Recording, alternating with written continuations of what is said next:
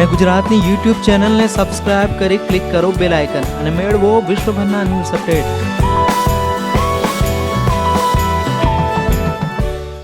Corona વાયરસના કારણે દેશમાં 21 દિવસનું લોકડાઉન છે। આ લોકડાઉનના કારણે દેશના અર્થતંત્રને ભારે નુકસાન થવાની આશંકા વ્યક્ત કરવામાં આવી રહી છે।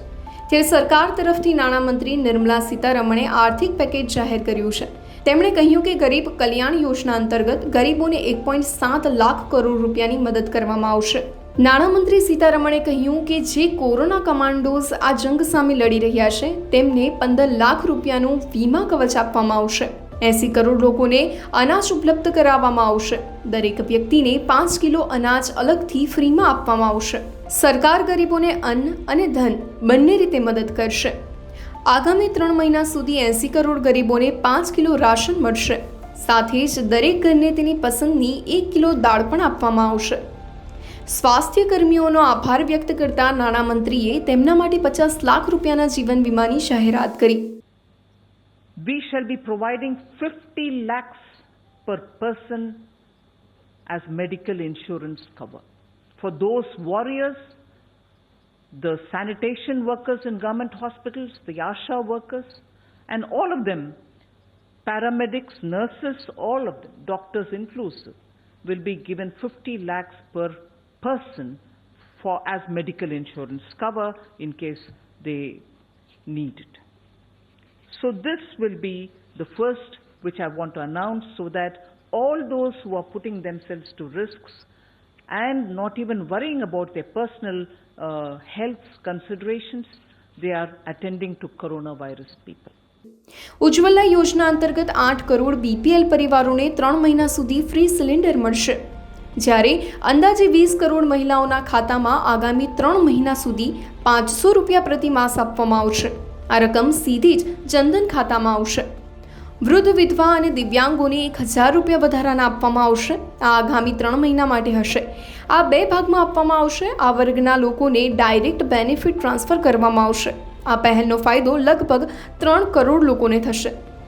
મનરેગા અંતર્ગત આવનારા વર્કર્સની રકમમાં વધારો કરવામાં આવ્યો છે। તેમને પહેલા પ્રત્યેક દિવસ માટે 182 રૂપિયા મળતા હતા, જે વધારીને 202 રૂપિયા કરવામાં આવ્યા છે। તેનો ફાયદો 5 કરોડ પરિવારને થવાની ધારણા છે। નાણામંત્રીએ કહ્યું કે અમે રાજ્ય સરકારોને વિનંતી કરી છે કે તે જિલ્લા મિનરલ ફંડનો ઉપયોગ મેડિકલ સ્ક્રીનિંગ, ટેસ્ટિંગ ગતિવિધિ, કોરોના વિશે જાગરૂકતા અન્ય કાર્યોમાં કરે। નિર્માણ વર્કર્સ માટે તેમના વેલફેર ફંડમાં 31,000 કરોડ છે અને 3.5 કરોડ મજૂર છે। કેન્દ્ર સરકારે રાજ્ય સરકારોને કહ્યું કે તેમને ઇમરજન્સીની સ્થિતિમાં મદદ કરે।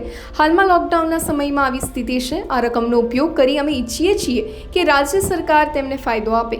સંગઠિત ક્ષેત્રના કર્મચારી માટે અને એવી સંસ્થા જ્યાં 100થી ઓછા કર્મચારી છે અથવા એવી સંસ્થા છે જ્યાં 90% કર્મચારીઓનો પગાર 15,000થી ઓછો છે, તેમના EPFનો 12% જે કર્મચારીઓને આપે છે અને 12% એમ્પ્લોટર આપતા હતા, એ બંને આગામી 3 મહિના સુધી સરકાર આપશે। PM ગરીબ કલ્યાણ યોજના અંતર્ગત મહિલા સેલ્ફ હેલ્પ ગ્રુપ અંતર્ગત 7 કરોડ પરિવારોને લાભ મળશે। દીનદયાળ રાષ્ટ્રીય ગ્રામીણ યોજના અંતર્ગત તેમને જામીન ફ્રી લોન 2 ગણી વધારીને 20 લાખ રૂપિયા કરવામાં આવશે। તેનાથી 63 લાખ લોકોને ફાયદો મળશે। સરકાર પ્રધાનમંત્રી કિસાન યોજના અંતર્ગત 8.69 કરોડ ખેડૂતોને એપ્રિલના પ્રથમ સપ્તાહમાં 2,000 રૂપિયાનો હપ્તો અગાઉથી ચૂકવી દેશે। 36 घंटों के बाद एक बार फिर आप सबके बीच में जो पहले राहत दी गई कंप्लायंस को लेकर देश भर के छोटे, मध्यम और अलग व्यापारियों के लिए कंप्लायंस की राहत दी गई। उसके बाद अब देश के रहने वाले मजदूर हो, गरीब हो, ऐसे लोग जिनको आज सबसे बड़ी आवश्यकता है, उसके लिए भी जिस तरह से माननीय प्रधानमंत्री जी ने प्रधानमंत्री बनने के बाद भी कहा था कि उनकी सरकार गरीब के लिए, मजदूर के लिए, वंचित के लिए, शोषित के लिए है, और आज के समय जब ये संकट की घड़ी में एक युद्ध स्तर पर लड़ाई लड़ी जा रही है, वहाँ पर सबसे बड़ा प्रभाव अगर गरीब वर्ग पर देखने के लिए मिलता है तो उसको राहत कैसे मिल पाए, चाहे वो अन्न की राहत हो या धन की राहत हो।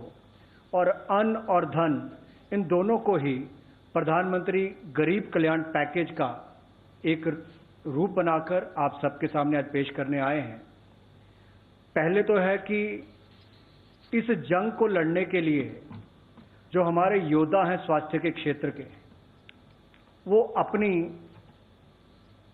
जान पर खेलकर भी देश के लोगों के हित में काम कर रहे हैं।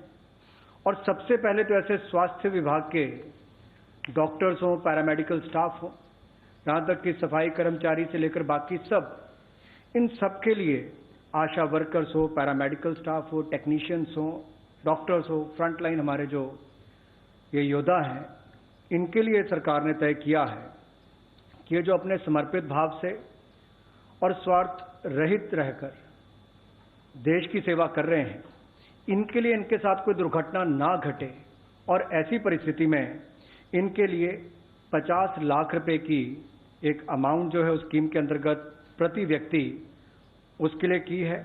और इससे लगभग 20 लाख ऐसे कर्मचारियों को लाभ मिलेगा जो इस योजना के अंतर्गत आएंगे। और हमारा मानना है कि देश भर के ऐसे सभी स्वास्थ्य कर्मचारियों के लिए, जहां पूरे देश ने कुछ दिन पहले शाम को उनका आभार प्रकट किया था, आज सरकार ने अपनी ओर से कदम दूसरा रखा है ताकि उनके बारे में भी विचार किया जा सके।